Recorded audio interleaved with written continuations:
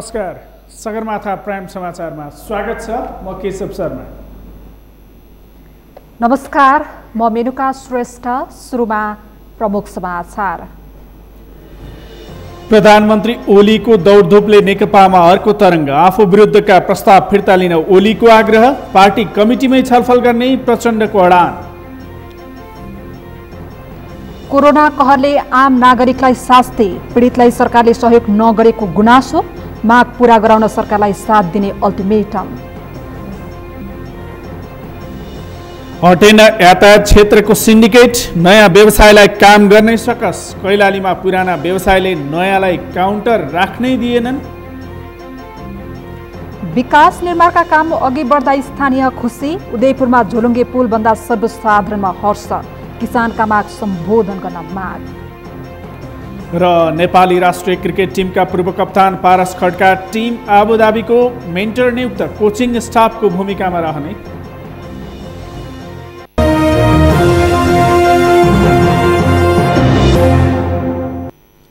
Sagarmatha prime समाचार अब विस्तारमा। सत्तारूढ नेकपा भित्रको विवाद उत्कर्षमा पुगेका बेला प्रधानमन्त्री केपी शर्मा ओलीले अर्का अध्यक्ष पुष्पकमल दाहाल र सचिवालय सदस्य रामबहादुर थापासँग भेट गरेका छन्। अध्यक्ष दाहालसँगको भेटका क्रममा प्रधानमन्त्री ओलीले आफू विरुद्धको प्रस्ताव फिर्ता लिन आग्रह गरेको, तर दाहालले कमिटीमै छलफल गरेर टुङ्ग्याउने भनेको जनाइएको छ। दिनभरको दौडधुपपछि प्रधानमन्त्री ओलीले राष्ट्रपतिसँग समेत छलफल गरेका छन्। अमृतराज काफ्लेको रिपोर्ट। सत्तारूढ नेकपा भित्रको विवाद उत्कर्षमा पुगेका बेला प्रधानमन्त्री केपी शर्मा ओलीले नेकपाका अर्का अध्यक्ष पुष्पकमल दाहाल प्रचण्डसँग उनकै निवासमा पुगेर छलफल गरेका हुन्। प्राय सबै भेटघाट प्रधानमन्त्रीकै सरकारी निवास बालुवाटारमा हुँदै आएको भए पनि शनिबार भने अध्यक्ष प्रचण्डलाई भेट्नका लागि प्रधानमन्त्री ओली प्रचण्ड निवास खुमलटार नै पुगेका थिए। छलफलका क्रममा नेकपाका उपाध्यक्ष वामदेव गौतम समेत सहभागी थिए। अध्यक्ष द्वयका बीचमा नेकपा स्थायी कमिटीमा पेश भएको प्रधानमन्त्री केपी शर्मा ओलीमाथि आरोपै आरोपसहितको प्रस्ताव फिर्ता लिन आग्रह गरेको जनाइएको छ। तर अध्यक्ष प्रचण्डले भने प्रस्तावमाथि पार्टीका कमिटीहरूमा छलफल गरेर निर्णयमा पुग्ने बताएको जनाइएको छ। प्रधानमन्त्रीसँगको भेटघाटपछि अध्यक्ष प्रचण्डले वरिष्ठ नेता माधव कुमार नेपालसँग समेत छलफल गरेका छन्। यो आजको छलफल चाहिँ अघिपछि बालुवाटारमा हुन्थ्यो, आज खुमलटारमा भयो। यो अघिपछि भएकै छलफलको निरन्तरता हो। यसमा त्यस्तो विशेष अरू भन्ने केही होइन र चाहिँ यही पार्टी एकतालाई कसरी बचाउने भन्ने विषयमै अध्यक्षहरूबीच छलफल भइरहेको छ। अब सम्माननीय प्रधानमन्त्रीज्यूले प्रस्ताव फिर्ता लिन उहाँले आग्रह गरिराख्नु भएको छ। अध्यक्ष कमरेड प्रचण्डले पार्टी एकतालाई चाहिँ अलि नयाँ सिराबाट नयाँ ढङ्गले लैजाने पहल प्रयत्न गरिराख्नु भएको छ।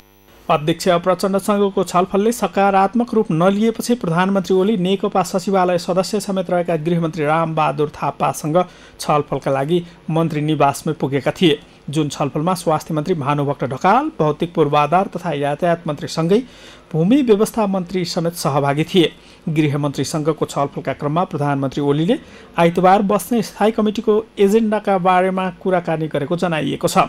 दिनभरको राजनीतिक दौडधुप सकेर शनिबार बेलुका प्रधानमन्त्री केपी शर्मा ओलीले राष्ट्रपति विद्यादेवी भण्डारीसँग समेत छलफल गरेका छन्।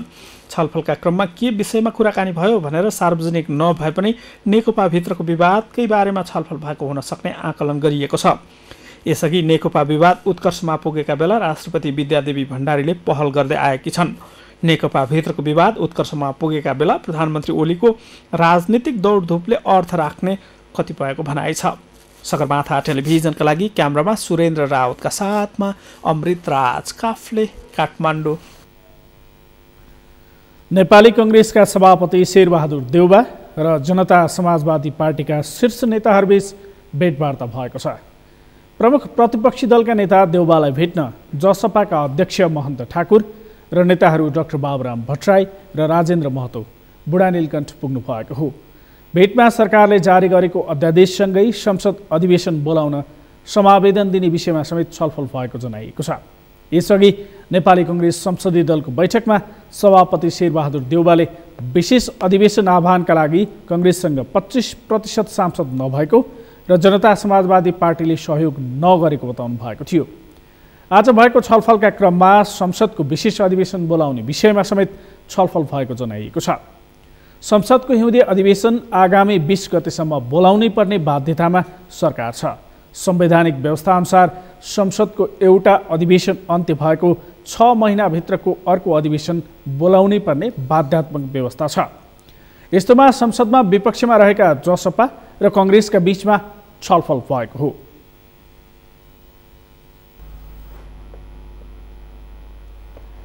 देशभर थप 710 जनामा कोरोना भाइरसको संक्रमण पुष्टि भएको छ। स्वास्थ्य तथा जनसङ्ख्या मन्त्रालयका अनुसार पछिल्लो 24 घण्टामा थप 710 जनामा कोरोना संक्रमण पुष्टि भएको हो। यो सँगै हालसम्म संक्रमित हुनेको कुल संख्या 2,53,184 पुगेको छ। यस्तै पछिल्लो 24 घण्टामा 1,175 जना निको भएर घर फर्किएका छन्। यो सँगै कोरोनाबाट निको हुनेको संख्या 2,42,567 पुगेको छ। त्यस्तै संक्रमणबाट थप 12 जनाको मृत्यु भएको स्वास्थ्य मन्त्रालयले जनाएको छ। यो सँगै नेपालमा कोरोनाबाट मृत्यु हुनेको संख्या 1,777 पुगेको छ। कोभिड-19 महामारीका कारण पेसा व्यवसायमा समस्या भोगेका व्यवसायीहरूले आन्दोलनको घोषणा गरेका छन्। विश्वव्यापी रूपमा फैलिएको कोभिड-19 कोरोना भाइरसका कारण लकडाउन घोषणापछि पेसा व्यवसाय धराशायी भएको र राज्यले सेवामूलक तथा विभिन्न उद्योग व्यवसायको समस्या समाधान गर्न उदासीन भएको भन्दै 7 दिनको अल्टिमेटम दिएर आन्दोलनको घोषणा गरेका हुन्। सार्वजनिक यातायात व्यवसायी, पर्यटनसँग सम्बद्ध संगठनहरू, निजी विद्यालय, पार्टी प्यालेस तथा क्याटरिङ, निर्माण सामग्री व्यापार सङ्घ, आयुर्वेद, सुनचाँदी, फर्निचर, काष्ठकला लगायतका व्यवसायसँग सम्बन्धित 22 सङ्घ संस्थाले सङ्घर्ष समिति गठन गरेर आन्दोलनको घोषणा गरेका हुन्। संरक्षण गर्नको साटो एउटा जुन राज्य संरक्षणको रूपमा जुन अभिभावकको रूपमा यस्तो अवस्थामा आउनुपर्नेमा यसको ठ्याक्कै उल्टो तपाईको चाहिँ के त भन्दाखेरि यसलाई ध्वस्त पार्ने र स्वदेशीले लगानी गरेको जुन स्वदेशी पुँजी हो यसलाई चाहिँ पलायन हुने र बन्द हुने अवस्थामा पुर्याएको छ र यसको विरुद्धमा हामी चलाउन नसकेपछि लगभग हामी अहिले 22 वटा संस्थाहरू जुन हाम्रो चाहिँ यो लकडाउन र सटडाउनको बीच कारणले जुन बन्द भएको छ, बन्दको बेलाको यो चाहिँ ब्याज मिना हुनुपर्छ हैन र लोनलाई तपाईको चाहिँ 1 वर्ष हामीले चाहिँ पोस्टपोन गर्नुपर्छ, एउटा त्यो हो। अर्को तपाईको चाहिँ घर भाडाहरू जति पनि तिर्नुपर्ने छ त्यसको चाहिँ 50% राज्यले बेहोर्नुपर्छ। जस्तो तलब हामीले 50% सम्म दिन सकेको छैन आफ्ना पेसाकर्मीहरूलाई, उनीहरूलाई चाहिँ के 50% को तलब राज्यले व्यवस्था गर्नुपर्छ भन्ने हो। माग पूरा गराउन सम्बन्धित निकायमा 7 दिनको म्याद दिएको उल्लेख गर्दै सङ्घर्ष समितिले माग पूरा नभए निजी क्षेत्रबाट सरकारलाई दिने करको अवज्ञा गर्ने, सडक प्रदर्शन गर्ने तथा राष्ट्र ब्याङ्क, वित्तीय संस्था एवं सिंहदरबार घेराउ गर्ने सङ्घर्षको कार्यक्रम घोषणा गरिएको छ। सगरमाथा प्राइम समाचारमा अब एकैछिन विश्रामपछि सरकारले सुनेर सुस्तावासीको आग्रह, नेपाली भूमि मिचिँदा स्थानीय प्रशासन मौन, भारतीयबाट पीडित बन्दै नेपाली। हटेन यातायात क्षेत्रको सिन्डिकेट, नयाँ व्यवसायीलाई काम गर्दै सकस, कैलालीमा पुराना व्यवसायीले नयाँलाई काउन्टर राख्नै दिएनन्। र विकास निर्माण काम अघि बढ्दा स्थानीय खुसी, उदयपुरमा झोलुङ्गे पुल बन्दा सर्वसाधारणमा हर्ष, किसानका माग सम्बोधन गर्न माग।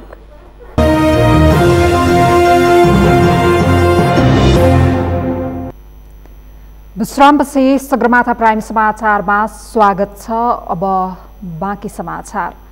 सञ्चार तथा सूचना प्रविधि मन्त्री पार्वत गुरुङले डिजिटल नेपाल फ्रेमवर्क सम्बन्धी अवधारणा कार्यान्वयनमा चुनौती रहेको बताउनु भएको छ।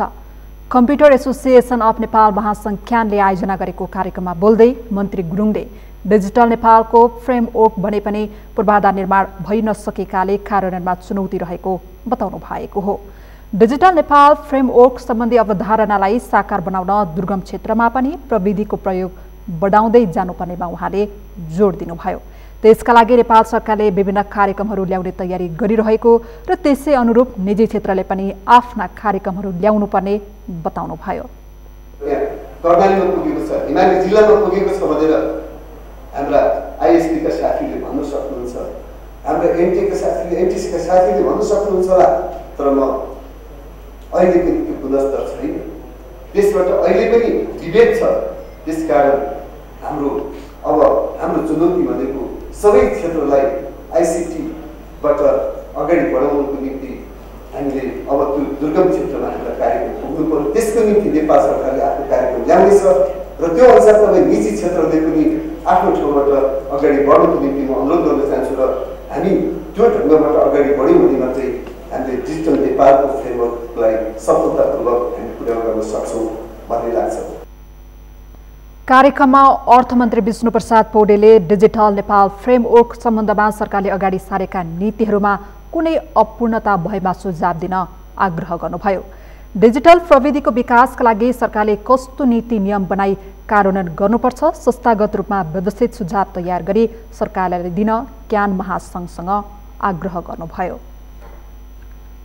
अघि सारेका नीतिहरूमा के ग्याप छ, के अपूर्णता छ, सरकारले आफूले अघि सारेका नीतिगत प्रबन्धहरूको कार्यान्वयनका क्रममा चालेका कदमहरूमा कहाँनिर अपुग छ, त्यसका निम्ति के गर्नु पर्ला।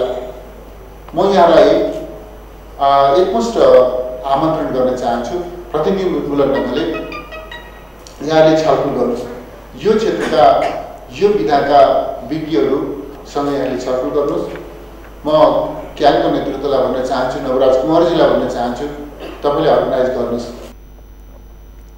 कार्यक्रममा व्यवसायीहरूले सूचना तथा सञ्चार प्रविधि नीति 2072 को कार्यान्वयनको क्रममा भएका अनुभवहरूबाट पाठ सिकेर नयाँ नीति अवलम्बन गर्न जरुरी रहेको बताएका छन्। डिजिटल नेपाल फ्रेमवर्कलाई प्रभावकारी कार्यान्वयन गर्न छुट्टै निकाय बनाउनुपर्ने आवश्यकता रहेको पनि व्यवसायीहरूको भनाइरहेको छ। राष्ट्रिय प्रजातन्त्र पार्टी राप्रपाले पुस 17 गते उपत्यकामा प्रदर्शन गर्ने भएको छ। राप्रपाले हिन्दू राष्ट्र र राज संस्थाको पुनर्स्थापनाको माग गर्दै उपत्यकामा प्रदर्शन गर्न लागेको हो। आज काठमाडौँमा आयोजित उपत्यका स्तरीय अगुवा कार्यकर्ता भेलालाई सम्बोधन गर्दै राप्रपाका अध्यक्ष पशुपति शमशेर राणाले हिन्दू राष्ट्र र राज संस्थाको पुनर्स्थापना हुनुपर्ने बताउनुभयो। पछिल्लो समय देशभर हिन्दू राष्ट्र र राज संस्थाको पक्षमा व्यापक जनआवाज उठिराखेकोले त्यसमा राप्रपाको पनि समर्थन रहेको उहाँले बताउनुभयो। राप्रपाले झापा, मकवानपुर र महोत्तरी लगायतका जिल्लामा जनप्रदर्शन गरिसकेको र पुस 17 गते काठमाडौँमा प्रदर्शन गर्न लागेको उहाँले बताउनुभयो।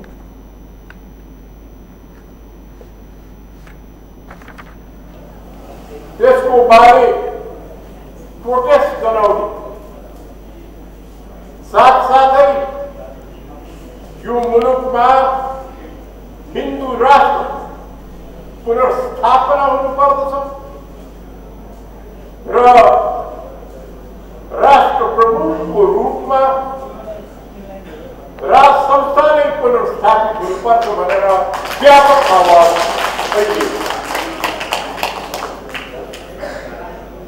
अहिलेसम्म त्यो आवाजको पक्षमा जुन आवाज हाम्रो मुख्य मुद्दा हो, हाम्रो मुख्य धारणा हो, हामीले पार्टीगत रूपमा झापामा, मकवानपुरमा,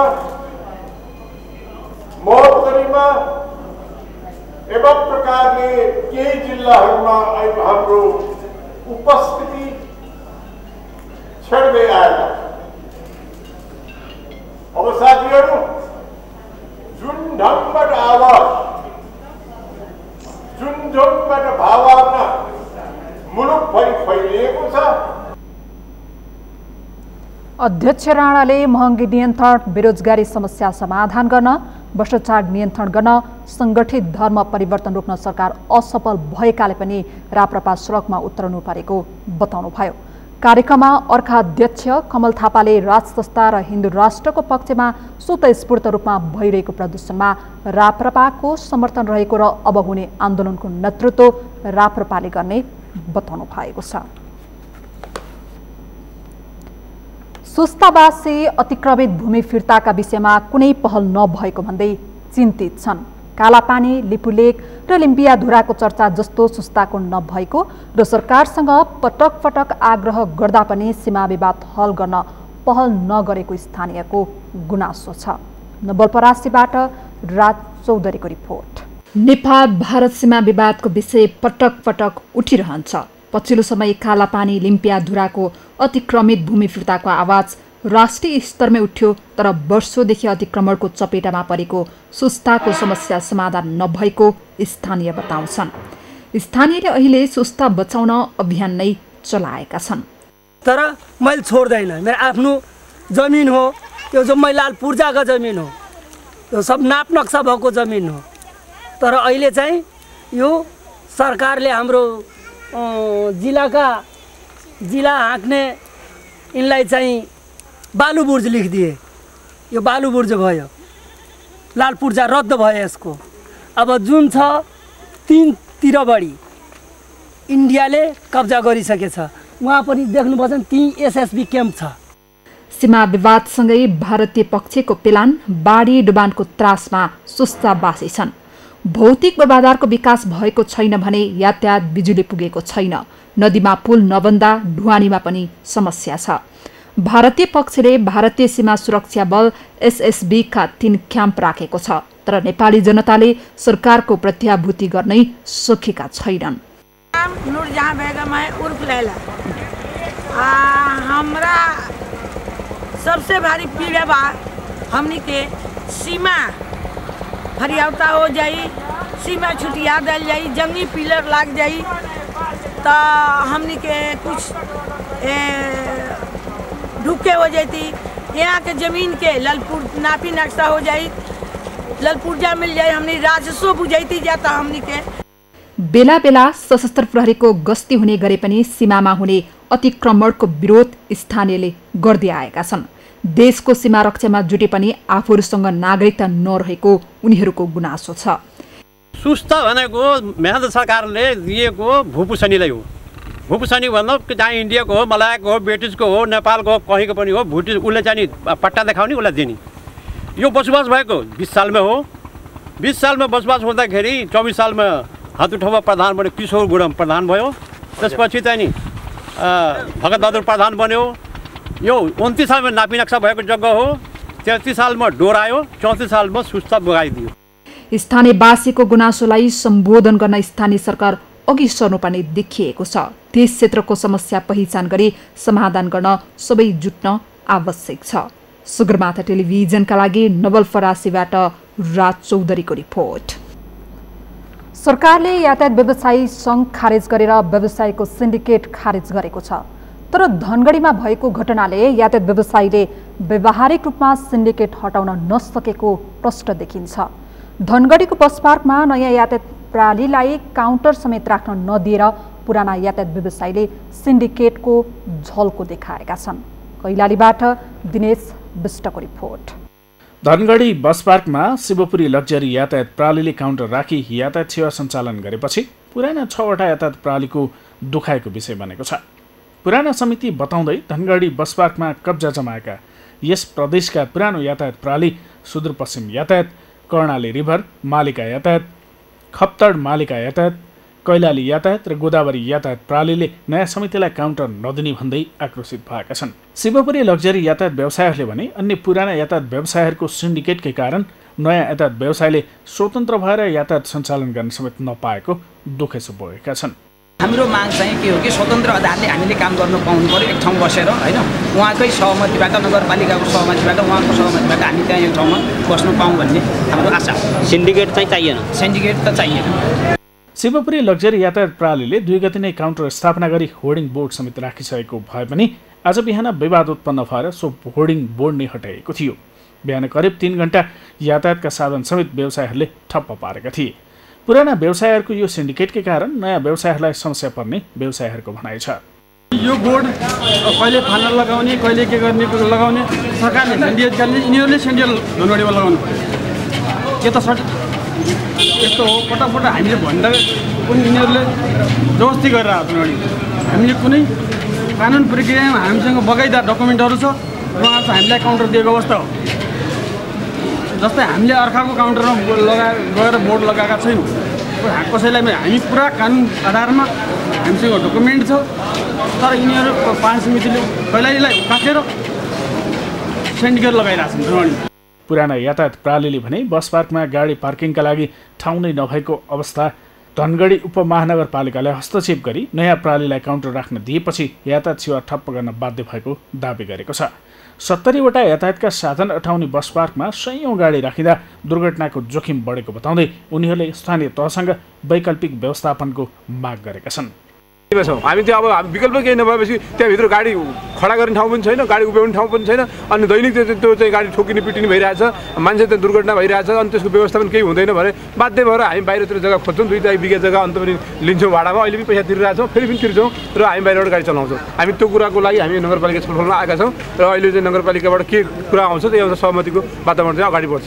स्थानीय तहले नयाँ व्यवस्थित बस पार्क नबनाएको भन्दै पुराना व्यवसायले अरू व्यवसायमाथि सिन्डिकेट लगाउँदा अन्य व्यवसायहरूको काम गर्ने अधिकार हनन भएको छ। त्यसैले व्यवसायमाथि सिन्डिकेट लगाउनुभन्दा स्थानीय तहसँग समन्वय गरी व्यवस्थित तरिकाले सबैले मिलेर काम गरे सहज हुने थियो। सगरमाथा टेलिभिजनका लागि कैलालीबाट दिनेश विष्टको रिपोर्ट। जाजरकोटको दुर्गम बारेकोट गाउँपालिकामा सडक सञ्जालमा जोडिएको छ। यातायातको पहुँच नहुँदा बारेकोटका जनता 2-3 दिन पैदल हिँडेर सदरमुकाम खलङ्गासम्म पुग्नुपर्ने बाध्यता थियो। अहिले सडक पुगेपछि स्थानीयलाई थाप्लोमा भारी बोकेर पैदल हिँड्नुपर्ने दिनको अन्त्य भएको छ। जाजरकोटबाट बद्री पन्तको रिपोर्ट। जाजरकोटको सदरमुकाम खलङ्गादेखि 70 किलोमिटरको दूरीमा रहेको बारेकोट गाउँपालिका जिल्लाको सबैभन्दा दुर्गम गाउँपालिका मानिन्छ। नलगाँड हाइड्रो पावर कम्पनीको कालीमाटीदेखि सिर्के कालीमाटी खारा सेपुखोला पहुँच मार्ग तथा कुसेको समाइला हुँदै गाउँपालिकाको केन्द्रसम्म सडक निर्माण भएसँगै बारेकोट सडक सञ्जालसँग जोडिएको हो।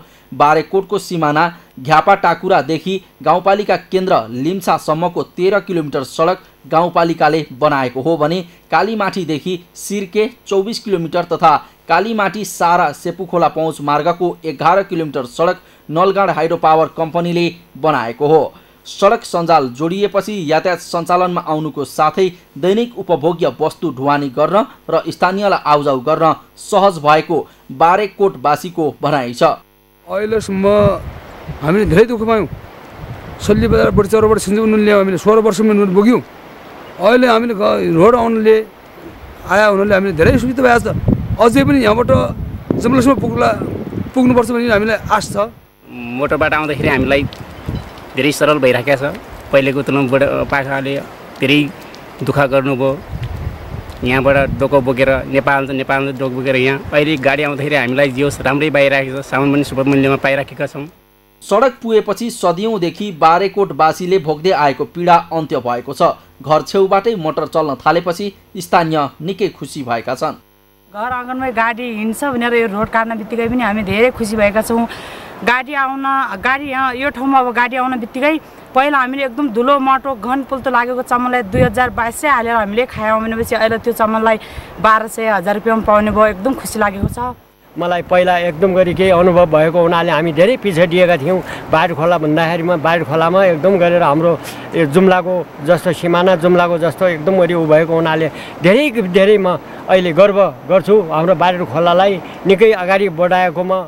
दैनिक उपभोग्य वस्तुको ढुवानी गर्न घोडा खच्चडकै विकल्प थियो। अहिले ट्र्याक्टरबाट ढुवानी हुँदा ढुवानी लागत समेत घटेको व्यापारीहरू बताउँछन्। हामीलाई यातायातले यति सुविधा गरेको छ। हामी पहिला चाउचाउ बिस्कुटदेखि लिएर हरेक सामान खाद्यान्न सामग्रीहरू हामीले ठ्याक्कै डबलै हाल्नु पर्थ्यो भने अहिले ठ्याक्कै त्यसको सिङ्गल भन्नुपर्छ। अहिले हामीले 2500ले पाउने चामल 1700-1800ले पाइरहेको अवस्था पनि छ।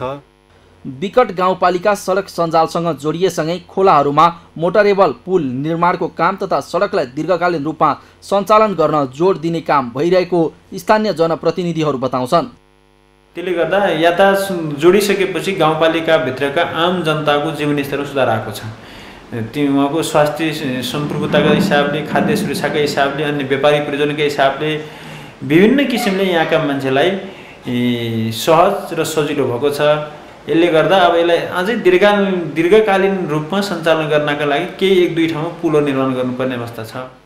भौगोलिक विकटता र आर्थिक विपन्नताबाट पिरोलिएको बारेकोट सडक सञ्जालमा जोडिएपछि स्थानीयले पनि परिवर्तनको अनुभूति गरेका छन्। सगरमाथा टेलिभिजनका लागि जाजरकोटबाट बद्री पन्तको रिपोर्ट।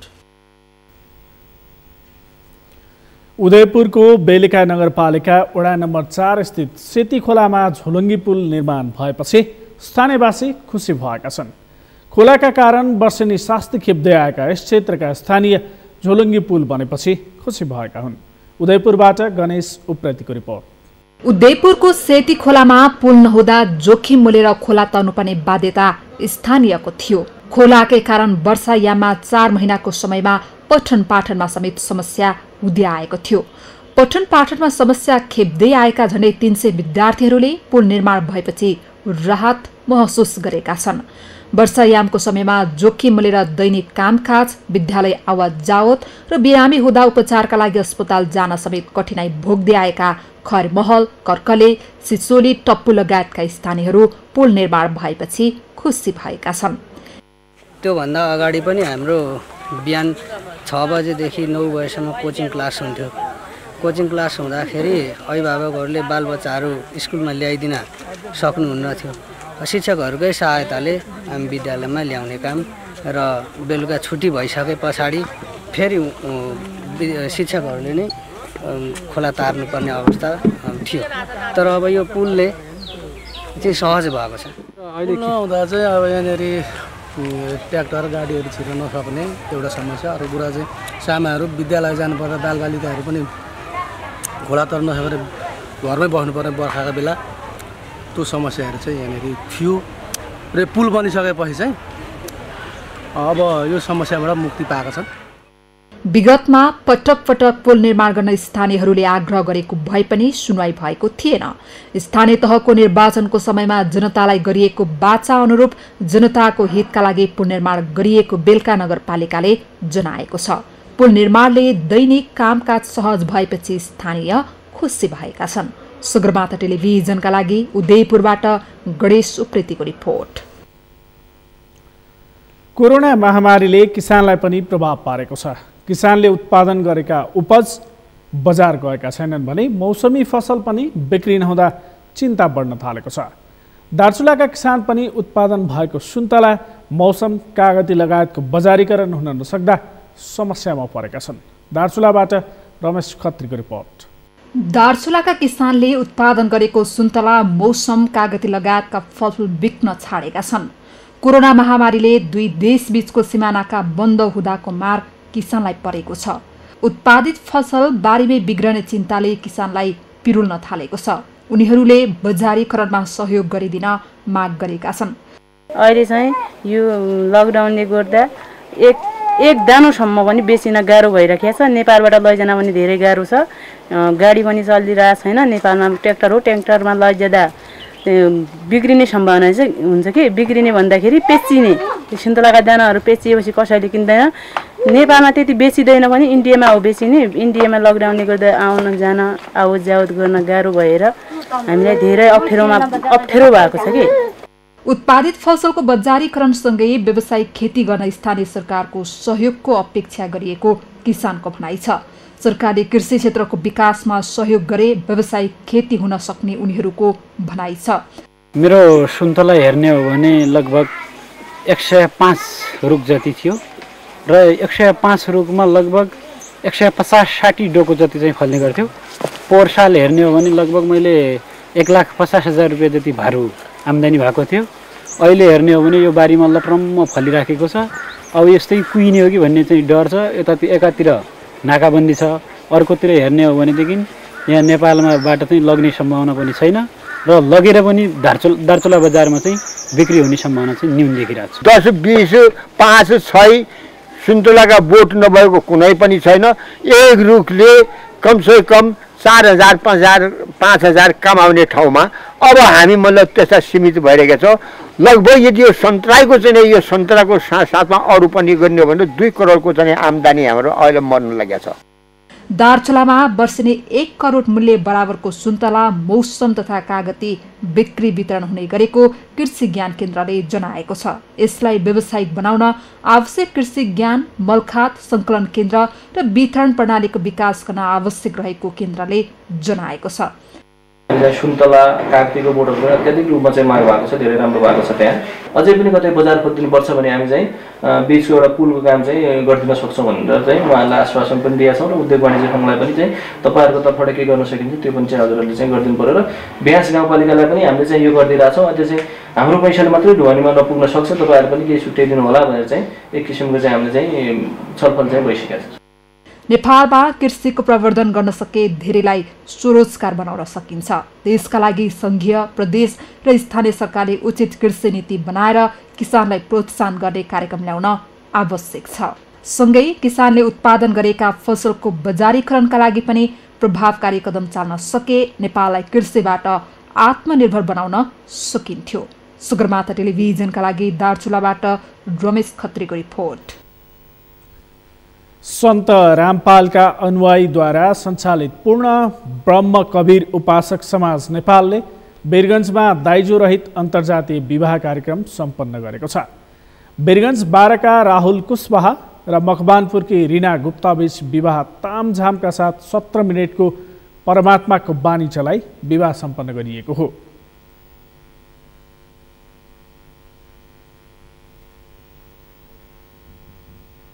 पिरियडमा तपाईँको बिना दान दहेजको यो शादी भयो। हजुरले स्वयं हेरिरहेको छु यहाँ तपाईँको मतलब बिना दान दहेजको हाम्रो शादी भयो। न ब्यान्ड, न बाजा, न गाजा, केही होइन। सिम्पल साधारण तरिकाबाट गुरु मन्त्रद्वारा यो शादी सम्पन्न अहिले भर्खर भएको अवस्था रहेको छ।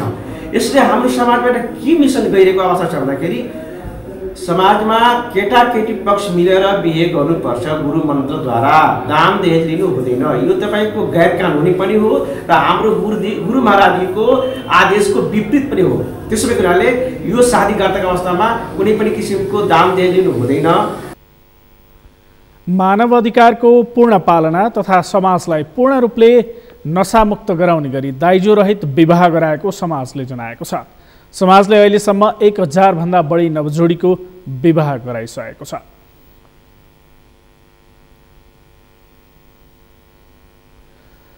सगरमाथा समाचारमा पालो भएको छ विश्रामपछि। विश्वभर कोरोनाको महामारी बढ्दो, हालसम्म संक्रमित संख्या 7,61,33,000 नाग्यो। 16,83,900 बढीको मृत्यु।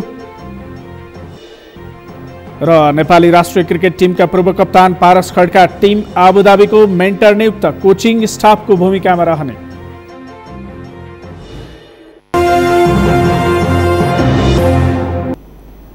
यो सँगै हामी सगरमाथा प्राइम समाचारको अन्त्यमा छौँ। अन्त्यमा प्रमुख समाचार फेरि एकपटक। प्रधानमन्त्री ओलीको दौडधुपले नेकपामा अर्को तरङ्ग, आफू विरुद्धका प्रस्ताव फिर्ता लिन ओलीको आग्रह, पार्टी कमिटीमै छलफल गर्ने प्रचण्डको अडान। कोरोना कहरले आम नागरिकलाई शास्ति, पीडितलाई सरकारले सहयोग नगरेको गुनासो, माग पूरा गराउन सरकारलाई 7 दिने अल्टिमेटम।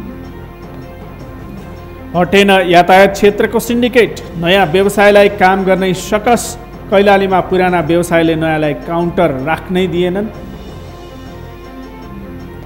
विकास निर्माणका काम अघि बढ्दा स्थानीय खुसी, उदयपुरमा झोलुङ्गे पुल बन्दा सर्वसाधारणमा हर्ष, किसानका माग सम्बोधन गर्न माग। र नेपाली राष्ट्रिय क्रिकेट टिमका पूर्व कप्तान पारस खड्का टिम आबुधाबीको मेन्टर नियुक्त, कोचिङ स्टाफको भूमिकामा रहने।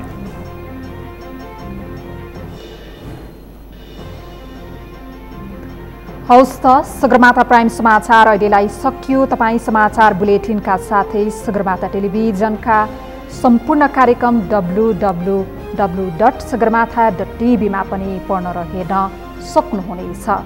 साथै युट्युबमा youtube.com/sagarmatha.tv नेपालमा हेर्न सक्नुहुनेछ। साथै तपाईँ हामीलाई फेसबुकमा पनि facebook.com/stv नेपालमा फलो गर्न सक्नुहुनेछ। समाचारको शिखर, नेपालको गौरव, नेपालको पहिलो न्युज च्यानल सगरमाथा टेलिभिजन हेर्दै गर्नुहोला। नमस्कार।